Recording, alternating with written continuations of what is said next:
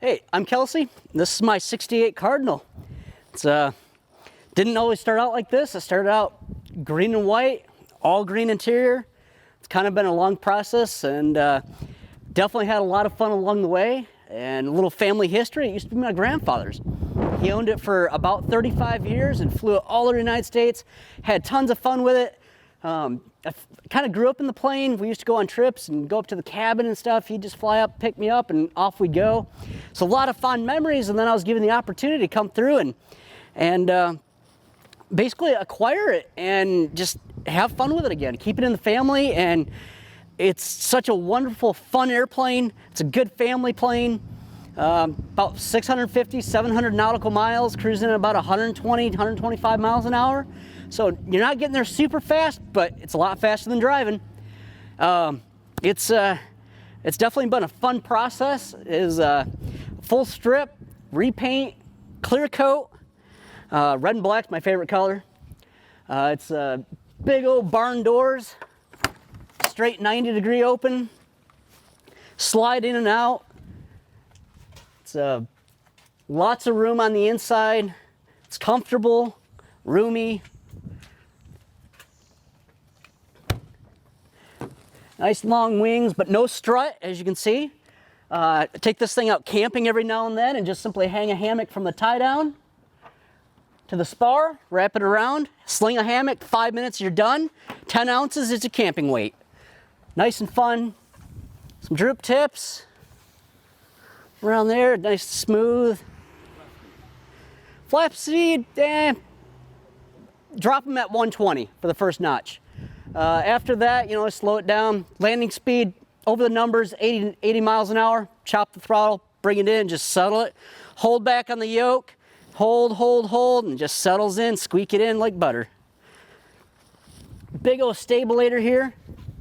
Just kind of like what you'd see on a normal Piper or whatever. This was Cessna's attempt at it, and it seemed to work pretty well, but it's got the cardinal roll here with the slats that had to be put in to keep from the tail from stalling out on landing. That was a real thing for a while. Fun little tail beacon, ADS be compliant. I'm a trainer for Patriot Paws. I've been doing this about 4 years. My training was done in what we call the prison program. That's how I learned to train dogs, was there in prison. Our partnership with Texas Department of Criminal Justice, TDCJ, is where we train the inmates how to train the dogs. When you go into this program for Patriot Paws and you're training these dogs, you're training them for veterans. So just because you're there and you made a mistake, you can help people anyways. Also, it teaches you skills. It could be a skill that you could use, which in my case I did. I went to work for Patriot Paws right after I left and have been here ever since. These dogs go to the veteran at no cost. Everything we have is just funded through donations, and anything you could help us with will help us with getting these service dogs to the veteran. Thank you.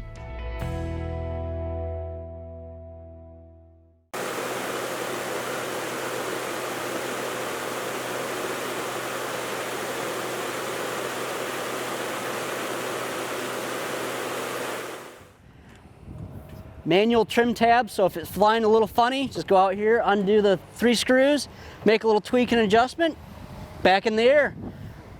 It's been converted over to LEDs on the nav lights, landing lights. Yourself little stall strips here, and then the air vents. Air will come in there, run around some tubing, and come out right in the cockpit there. Got some old school 1960s technology air conditioning here. Works great.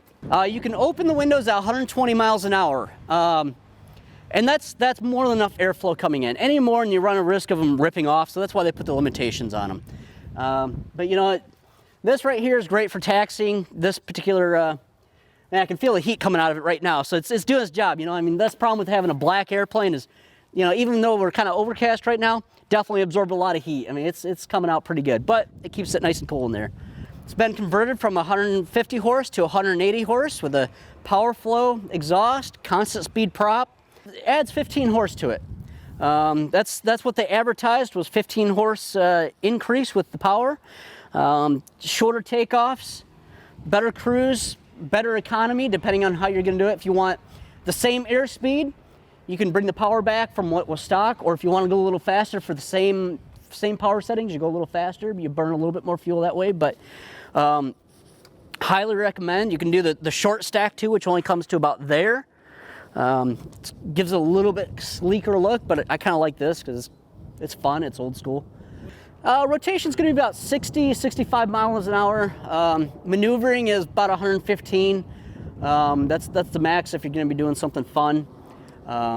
Climb out, your best rate of climb is 80 miles an hour. That's just climb up about 1,000 feet a minute, maybe 1,200, depending on what your fuel load is, what your passenger load is. Useful is about 750 to 760 pounds, somewhere in there. So I mean, it's fairly decent for what it is. Cruise is about 9.5 gallons. If I get upstairs, you know, 11.5, 12.5, you can get it down to about 8.5 gallons an hour. And that's cruising at 125 miles an hour on the airspeed indicator. And that's pretty economical when you think about it. So up here, I mean, nothing fancy, just your standard 6-pack and, you know, a Garmin 480, Apollo SL10, nothing crazy, just a little 1990s technology. You know, 796 handheld. Interior was done by Oklahoma Refinishers out of Riverside Airport by Tulsa. They did the seats, black leather with red stitching and red leather with black stitching. I was having a hard time picking a pattern for the seats, so I was just happened to walk through AutoZone. I was getting something for the car, and I saw some seat covers that were pretty cheaply made, but I liked the design, so I literally just bought it, took it into the interior shop and said, I want this, but made out of leather. You know, with black leather with the red stitching and the red leather with the black stitching. Can you guys do that? They said, absolutely, we can do that. We'll go ahead and get you the aviation leather with all the burn certs and all that fun jazz, and that's what we end up doing. And went through and replaced 90% of the plastics in here because it was 54 years old. And so whatever passed the bend check, if it bent and didn't break, then it got reused. If it did break, got replaced. And we just went through and fitted everything from, most of it came from Vantage out of Oklahoma. They did a fantastic job. A little bit of fitting here and there. Yeah, so it's definitely a fun process, the whole thing. They got all new foam in the seats. Oklahoma Refinishers. So when I decided I wanted to go ahead and redo the Cardinal here, obviously funding was an issue. So I said, you know what? Let's make some fun. So I created a website and a whole business around using aviation art. And so I started a business called Red Tag Art, and it's redtagart.com, where I make aviation furniture. And that pretty much funded the whole thing. It's been very rewarding and fun, exciting, from tables, desks, lamp, chairs, you name it, corporate, hangar, office, just at home. It's just simple, Red Tag Art parts, but it's just redtagart.com.